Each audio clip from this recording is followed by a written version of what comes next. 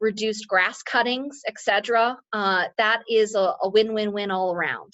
So with that, I am going to turn it over to Rob Davis, who really has done several TED Talks and now is a national spokesperson out of Fresh Energy, home base in Minnesota, but he's spoken all across the country, even in Hawaii, about this important topic and the benefits.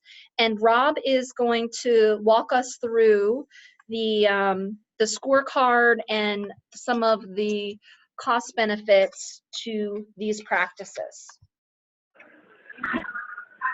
Thanks so much, Olivia. It's great to be here with you all, and really explore how Vermont can help lead the Northeast and lead the nation, along with a couple of peers on establishing and encouraging pollinator-friendly practices on solar arrays.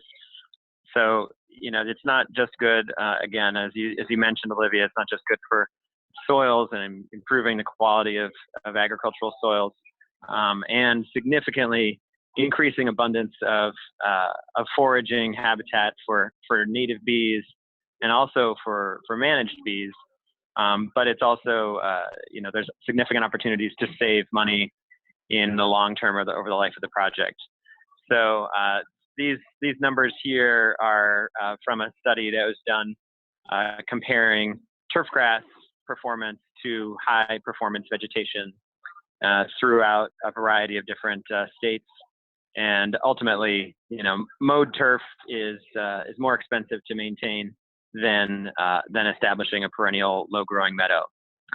So on the next slide, if you'd go ahead and shift.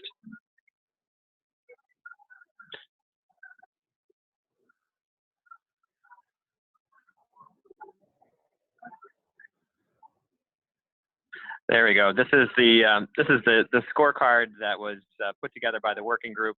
You see that these are just a few of the top questions. It's very, very easy to find this. You can either find it linked from the REV website, or frankly, just Google UVM, as in University of Vermont, UVM pollinator-friendly solar, and you'll find all of the resources that you need. What we wanted to do was ensure that these sites weren't greenwashing, that we're using best practices, and everybody recognizes these are first and foremost managed landscapes that prioritize solar energy generation. That said, within the context of a managed landscape, we can provide significant and incrementally more beneficial practices that help pollinators and help the other beneficial insects that are critical to agriculture. So a lot of this is about pollinators, but it is also really good to increase abundance of the predator species of insects that feed on aphids, and those insects like ladybugs, lady beetles, while not as charismatic, will flourish in these landscapes as well. So the scorecard, really simple. It doesn't tie you to one specific seed mix. It just provides a wide variety of different strategies to allow you to reasonably demonstrate that your solar array is providing benefits to pollinators. And you can go to the next slide.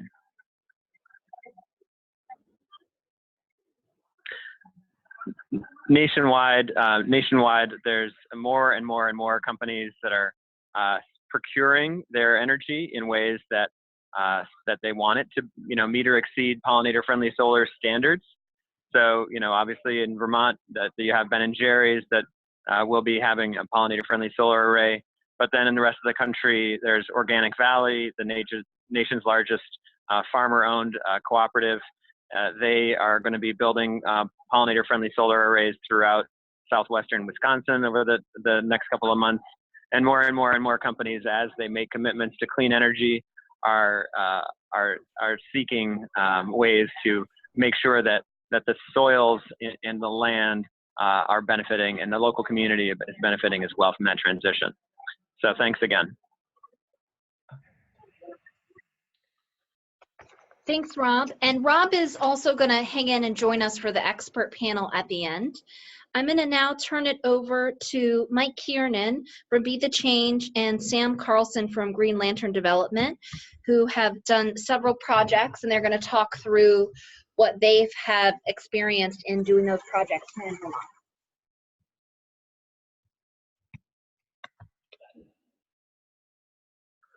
Thank you. And I've been told to spend only a few minutes about why we do this and put the emphasis on how we do this. And I'm happy to be here and happy to have the opportunity to share what we've learned from doing this over the last couple of years. But as to why we do this, I just want to clarify some things that are common misconceptions about who's the pollinator of focus, because while the honeybee is indeed in trouble, and that's now pretty broad and general knowledge, the honeybee is a managed non-native pollinator. It's important because it's a workhorse, because you can put them in boxes and move them around. But those management practices and the diseases that they're beset with, and the same pressures that other pollinators face from pesticides and habitat loss, have put that species, the Apis mellifera honeybee, in an extreme stress. And it's I do have honeybees in 2 of our 9 fields, and it's very damn hard to keep them alive these days. But while they're a part of the focus, I just want to start with the fact that there are 275 native bee species in this region, and an equal number of butterflies, and vastly many more butterflies and beetles and flies that are important pollinators in addition to hummingbirds and bats. And so the focus, for the sake of our future resilience, is on a diversity of plantings to support a diversity of pollinators. And here's one of them. You might recognize as a bumblebee, and there are 17 species of bumblebee in Vermont. And this one, there's 3 parts to the bumblebee: the head, the thorax where the wings attach, and that rear end, which they call the abdomen. The rear end has 6 sections with characteristic colors that identify the adults of the species. So when you get 1 band of yellow and 5 of black, that's Bombus impatiens. This is the most common bumblebee you'll see in the region.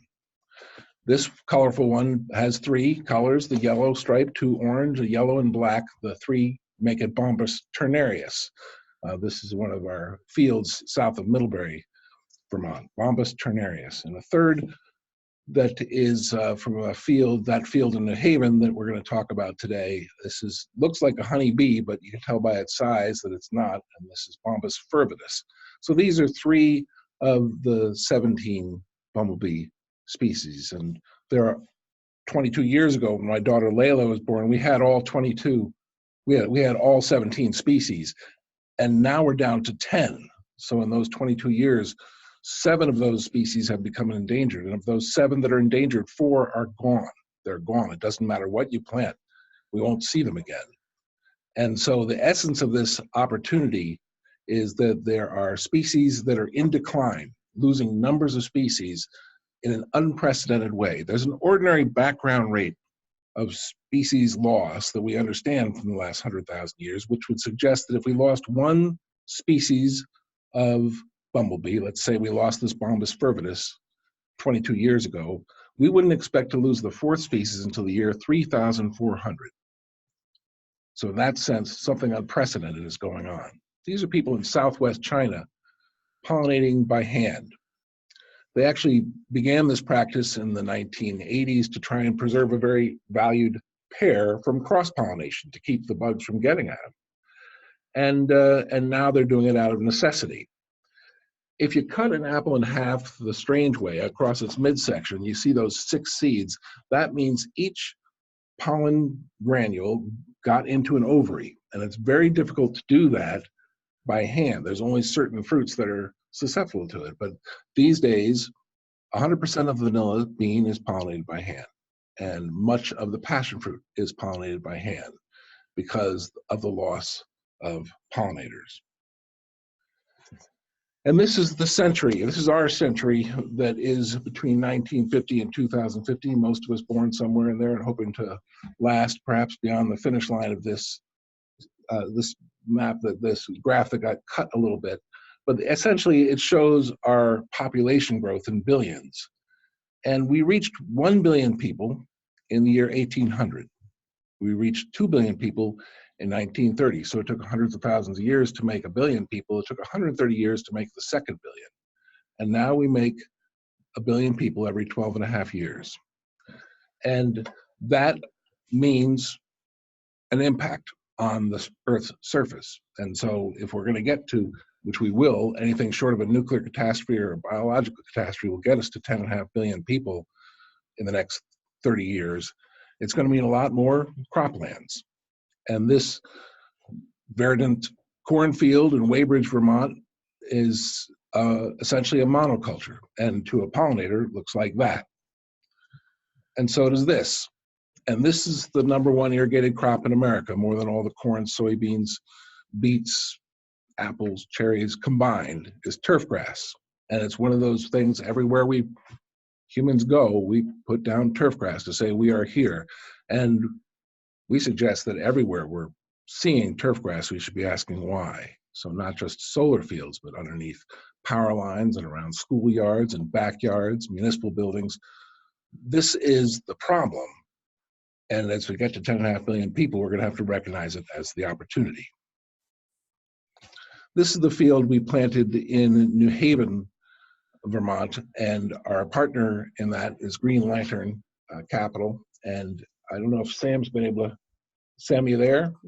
Yes, I am. There you go. Sam would never introduce himself this way, so I get the opportunity because Sam is someone who's seen big picture issues his whole career. After going to Dartmouth and then the Woodrow Wilson School for Public Policy, he spent decades as an economist at the World Bank focusing on educational issues, and now is working with us here in Vermont. We're very fortunate to have him. He and Luke Schulenberger at Green Lantern have been on board with this right from the outset. So Sam, I'm going to move the slides forward for you. Okay, great. Hello, everyone. Just quickly, why are we doing this? I've got one slide here and one slide towards the end of the presentation. As Rob was saying at the beginning, and as Mike has sort of emphasized as well, I mean, our solar arrays are opportunities to do more than just make clean, renewable solar electricity. We at Green Lantern really like to support dual use solar projects so that we can maximize their economic and environmental value. Just as an example, we've got a dual use array down in Benson. Lowest part of the panels are set at 8.5 feet high, and they go up to about 14 feet high. And that allows the cows to graze underneath the solar panels. The cows love the shade, and the farmer keeps the field in ag production, and everyone's happy. We were going to do a whole lot more of these arrays before the Public Utility Commission changed the siting requirements for 500 kWs. But anyhow, in this particular case, we believe, pollinator-friendly solar arrays. Why are we doing it? Well, one of the reasons is, as Olivia mentioned at the beginning, we think this can help build public support for solar projects from people who care about pollinators, and expanding sort of our coalition politically and sort of socially beyond those who just care about renewable energy, and there's a way for win-wins here. And when we get folks like the Audubon Society on our side supporting solar energy when it's in this kind of form, I think that's a good thing. So I'll just put those two little points out there and pass it back over to you, Mike. I did. We clustered your slides together, so not to throw it at you. Okay. Well then, moving right along, Olivia also mentioned, the economics of this thing. I mean, we hope that our pollinator-friendly projects will lower our operations and maintenance costs over the 25-year life of the project, because we won't need to be mowing and brush hogging after the pollinator plants are fully established. They should be crowding out the invasives, and they should be eliminating any need for annual mowing. So if we reduce our mowing costs over 25 years, and we put that money up front into a contract with Be the Change or another organization. There's an upfront cost, but a downstream savings.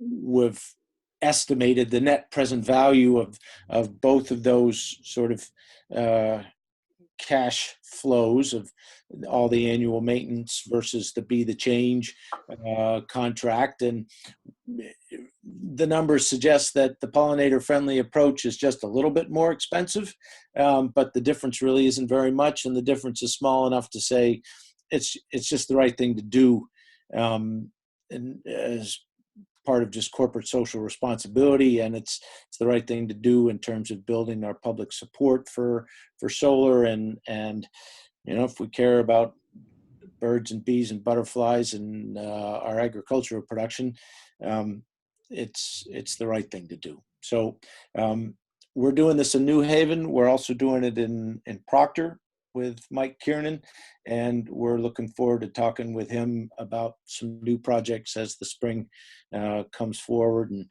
where else we can do this. I think I'll stop there. Thank you. Thanks, Sam. And the how we do this, I would say that most of the initial learnings come from the tall grass prairie restoration, where the essential first step is to start with clean soil. And that's a challenge. That's a challenge anywhere. But anything you till or knock down, the seedbed will emerge with opportunists and invasives. And getting something, if you've ever tried planting wildflowers, getting something that establishes, the first step is to have as clean as possible a soil. And because of those ground bees, 85% of them, of those native bees, 85% of them are ground-dwelling bees. You can't work the entire area because you'll eliminate their habitat. And so one of the principles is to work 1/3 at a time. So if you imagine the area in front of your first array is row 1, you might in that first year knock down what's there and install for pollinators a diversity of plantings in that front row, but years 2 and 3 would be reserved for rows 2 and 3. So at the end of year 3, you've got an entire installation. So the first year you're planting the diversity of pollinators in 1, 4, 7, 10, etc. And in rows 2 and 3 and the others that follow, you'd put a cover crop that's pollinator friendly that would help eliminate some of the invasives that are there. This slide got broken up a little bit, but this is actually the plan for an array that was going to be the shrubs outside of the array. And what it is trying to show is that you're looking at this from the standpoint of when is the bloom season and trying to have 4 or 5 species in bloom at any one time. And so the thing that you do with the taller plantings outside the array, you'd be doing with what's actually in the array. And you're also going to have to focus on not just what's nurturing to the pollinators, but what's the larval host species. So this is the black swallowtail on some parsnip. Parsnip is one of the banes of my existence, but at least it's beneficial to the swallowtails.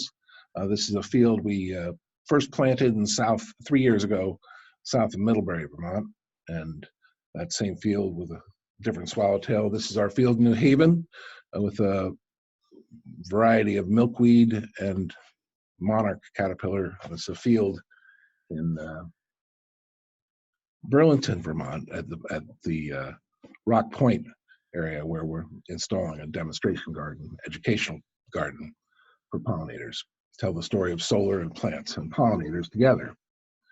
And telling a story of impact is what this is about. We have a commitment to survey our sites for successful installation, where you walk a 200-foot row and in 15 minutes you make note of unique pollinator encounters. You also walk that same row, randomly generated, and count the number of forbs, of plants that are flowering species, so that you can establish you have in fact installed effectively for pollinators. It should be like a slow motion fireworks display so that different things are blooming throughout your season.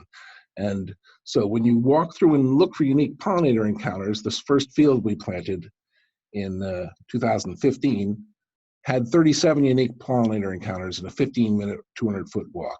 And you're only seeing the large ones. You're only seeing the visible ones because you're just walking through a field, but they're a proxy for the other pollinators that might be there. And this has been validated by studies that you can use this approach as a proxy. And in that first year, there was 37 unique pollinator encounters in that 15-minute survey. And 1 year later, same day, August 2nd, 11 a.m., sort of a sunny, windless day, there was 174 unique pollinator encounters, 15 minutes. And that allows you to tell the story of impact, but it also lets you know that if they're there and you create habitat for them, then they can be nurtured and supported.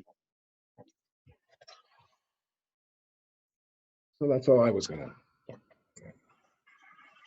Thank you.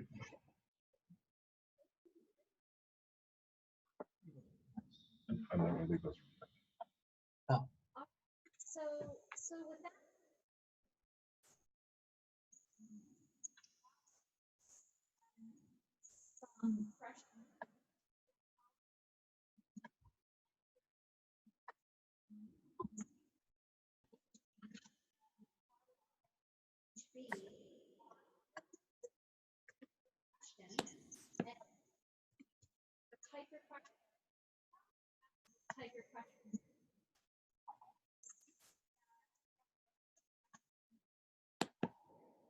How to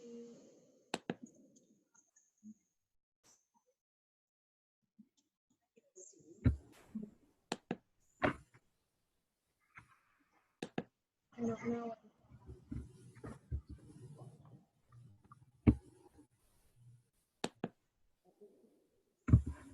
I think you just want to. All right, let's try.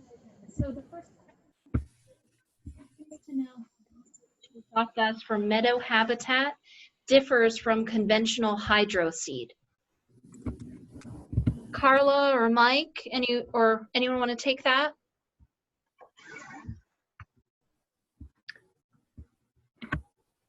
Hi there.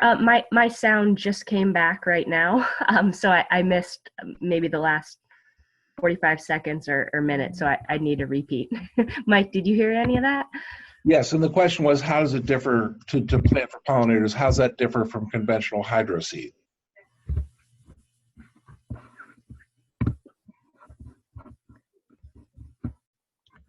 Oh, okay, gotcha. So I think Mike highlighted one of the major differences, which is in the timing of the establishment. You're also looking at different seeding methods with these pollinator mixes, compared to a hydroseed mix. The seed mix is very diverse in comparison. So it takes either a hand seed dispersal for planting, especially under the panels, or a custom or modified seed drill to plant within the rows. So the establishment is quite different compared to a hydroseed. By far and away, the thing that's easiest for me is if I'm the very top bar of your project management graph and get in there before you've actually put the posts in for it. It makes all of that so much easier. But that's exactly what I've experienced, is that it's pretty much a broadcast method that is with hand broadcasting and in the area underneath the panels.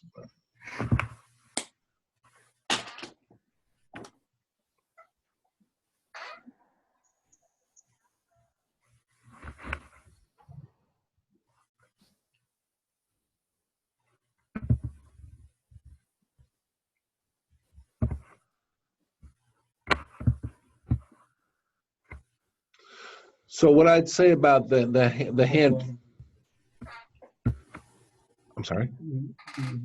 Okay, the question is there a general cost per acre for hand planting? And I think that it's very labor intensive, and that would be the major difference from hydro seeding.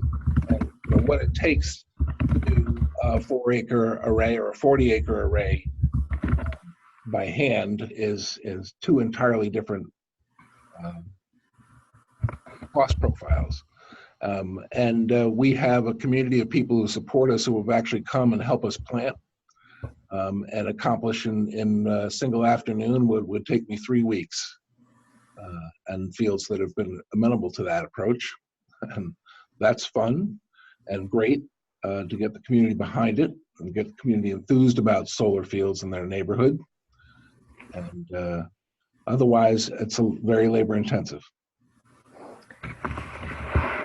Something that's been really neat about the pollinator work group too, that Olivia mentioned earlier, or maybe it was Rob Davis, but is the sort of variety of stakeholders that have been brought to the table during these conversations. And one of those stakeholders is the Vermont Youth Conservation Corps, and they've expressed an interest in partnering with some of these projects and lending a hand or many hands for folks that work with them to get some of these plantings in the ground. So again, if you're a developer and considering doing this kind of project in Vermont, it would be worth your while to reach out to Mike or myself or Olivia or any of the folks on the call here to engage stakeholders like that and see where help is available.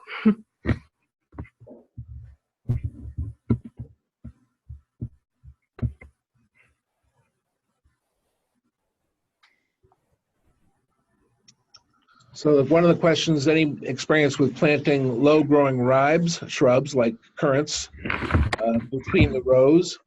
And the answer is actually not in our fields. We have lots of different berries that go in the fields, but not ribes.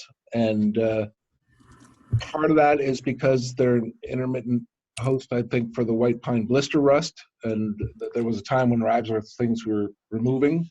But in general, it's just not been something we have been doing. We have lots of other berries.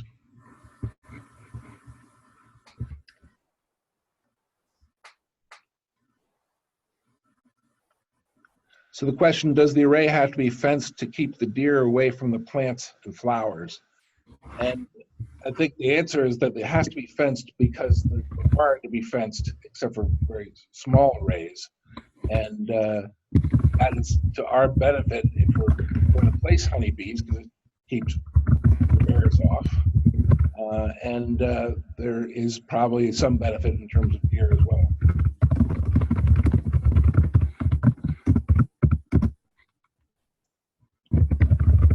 What other berries are shade tolerant for between the rows? And so that question gets at the sort of sense that there's different zones and different strategies for planting in the different zones. So that area which is in the shade is a challenge for any gardener. Dry shade is a challenge for any gardener in zone 4A, but finding a pollinator-friendly plant that can make it with pretty dense shade and very little rainfall in zone 4A and that supports pollinators is a challenge. And so that area is one challenge. Then there's the penumbra area where you could actually have some height to the growth, but it would have to stay where it is because any taller than it would shade panels. And then there's the area in front of the panels.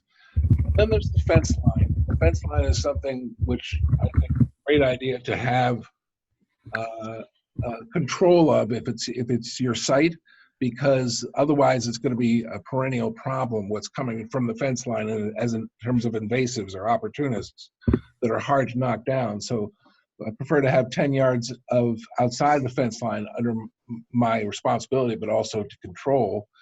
And that is an opportunity for planting trees and shrubs. On the north end of the site, there will often be trees and lots of different shrubs and vines even on the fence line.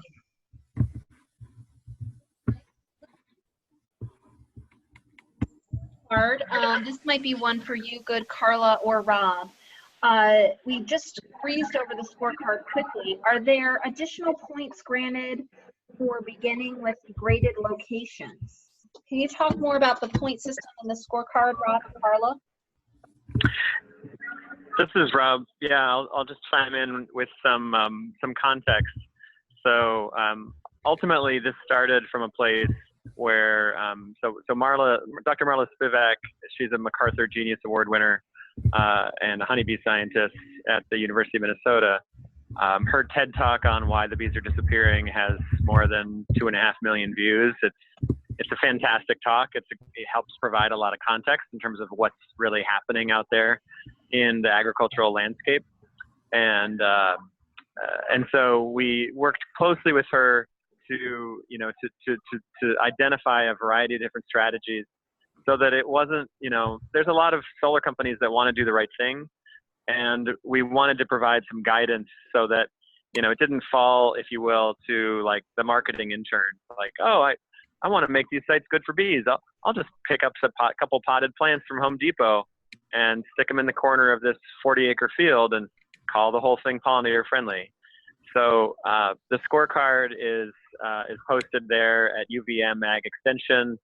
It provides a bunch of different, recommendations, and there's various, amounts of points that you can get to either meet or exceed the scorecard. You can, I believe, if you get 90 or more points, you get to call yourself your project as providing exemplary pollinator habitat. And the scorecard is really intended for solar developers to provide flexibility, so that depending on the economics of a project, depending on the soil types, depending on every project, whether it's in northern Vermont or southern Vermont or in other areas of the country, it's just going to have different characteristics. So we know that there's no one seed mix that is always going to fit perfectly for every project. So rather than specify a seed mix, we specified a number of different, tactics and strategies that can be employed to reasonably demonstrate that you're providing benefits to pollinators. And again, this is something that was developed in consultation with several of the world's foremost entomologists, including Dr. Taylor Ricketts and his PhD students there at the Gund Institute for Ecological Economics at UVM. Dr. Ricketts is a peer of Marla Spivak, and there's other entomologists at that level. So that's a real asset for a solar developer to be able to say, hey, you don't have to trust me. You can trust the entomologists. The entomologists say this is what's good for bees, and we're doing it.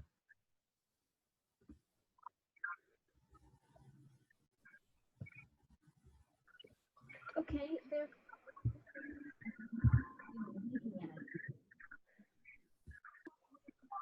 Olivia, we can't hear you.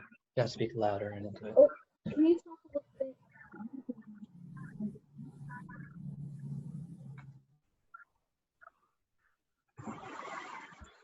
So I would say that the presence in the seed bed of opportunists that will come up, you may have no ragweed in your field, but if you till it, you'll discover you've got ragweed because it's just been waiting for the sun. And things like parsnip, those are really going to determine how challenging your site is to establish. And so something like ragweed and also parsnip, you can knock down mechanically, but parsnip is biennial. So it means you've at least 2 years of mowing it or knocking it down somehow 5 or 6 times in a season, because it's pernicious and amazingly successful at getting a seed head up. And so the essence of the clean soil is the great challenge of this. And when I plant wildflower seed, I will also, and if I'm planting forbs as well, I will also plant some oats or some other that's going to be a cover that goes alongside of it and gives it a little bit protection from weeds to help it establish. That's the other thing is that you're of course dependent upon rainfall. So in 2016, last year we had a beautiful summer for planting, and plants of all kinds were flourishing. But it was 2016. It was such a hot, dry July that your seedlings sprout and then dry out, and so that's essentially meant a restart on the field. If that happened, and that's the way that goes.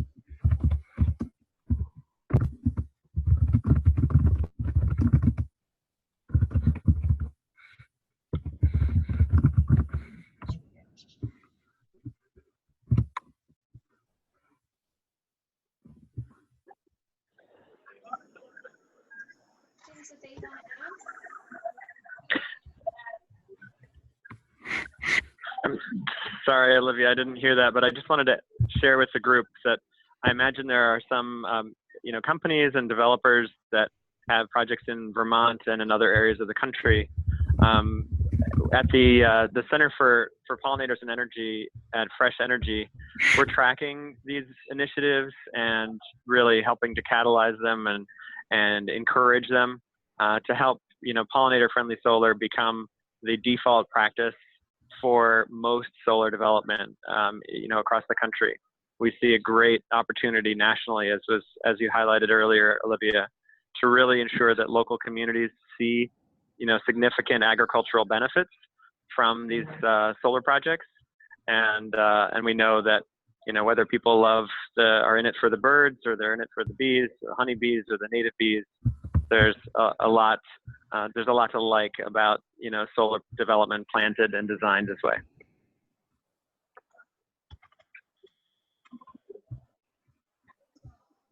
And it's also, Rob, so great to have you folks in Minnesota in the lead on this, because we share more than the, and this is a Minnesota thing, it's a very Vermont thing.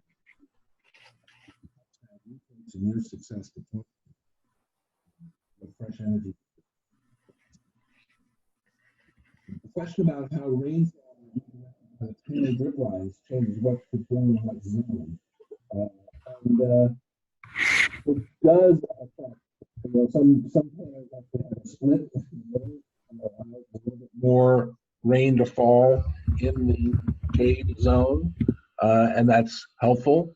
But when you have just a solid panel with no drip line in the front, you'll get good growth on the front. And the front, right in front of the panel, is an area where you want to make sure that you are low growing, because otherwise you're going to have to get in there and mow it to keep it off the panel. Any amount of shading a panel decreases the efficiency of an array considerably. And so it's of the essence that primary use of this site as a generator of energy is attended to, part of the commitment we make. But it is an area where you get some benefit of rainfall right in the area in front of the panel, and that's makes some of that planting, often you'll see a little bit greener and more successful.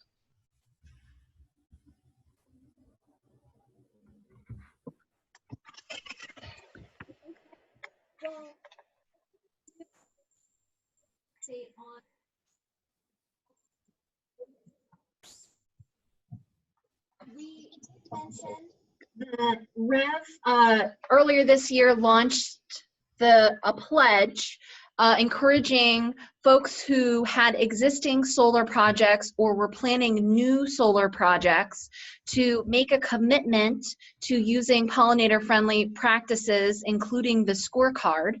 And several companies stepped up. 9 businesses already committed to a total of close to 25 megawatts of pollinator-friendly solar in Vermont over the next year. Here are a few of those companies. I think missing from this also includes Grow Solar and Green Mountain Power, Ben & Jerry's, Catamount Solar, Encore Renewables, Green Lantern, and VSECU.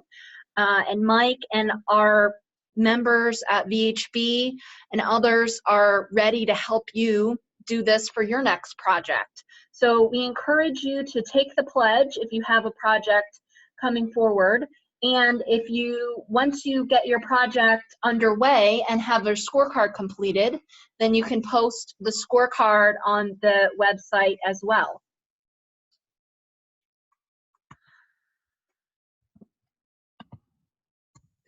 And so bringing it back to the larger policy efforts, several states, including Minnesota, Maryland, and Rob could speak to others, have moved forward in adopting what essentially is a truth in advertising.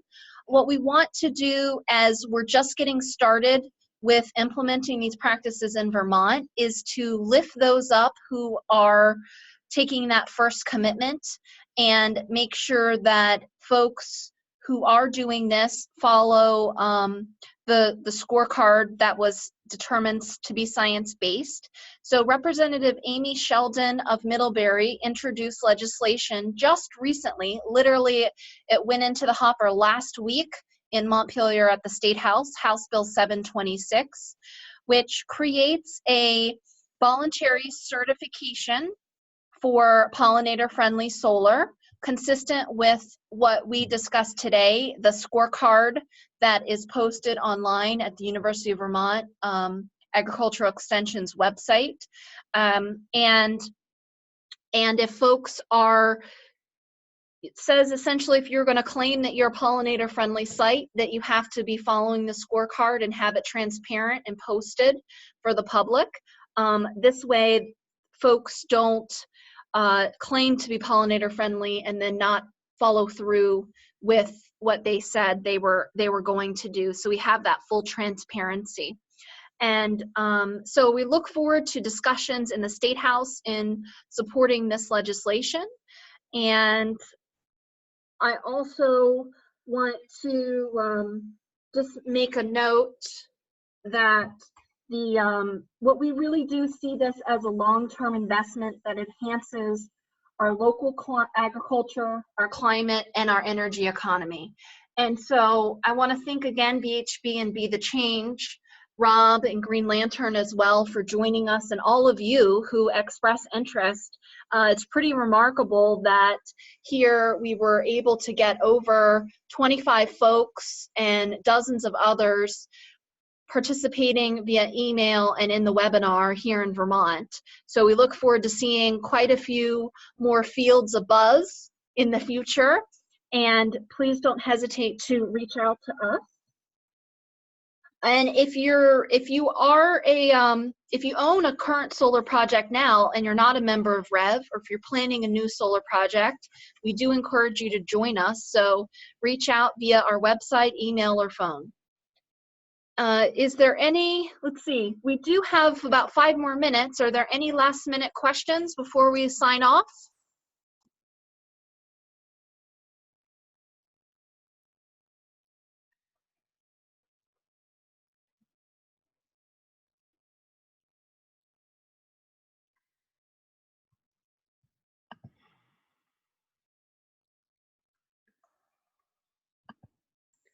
All right, well, thank you so much again for joining us, and please be in touch. We'll look for, send us your pictures and your pledges and your scorecards as your work gets underway.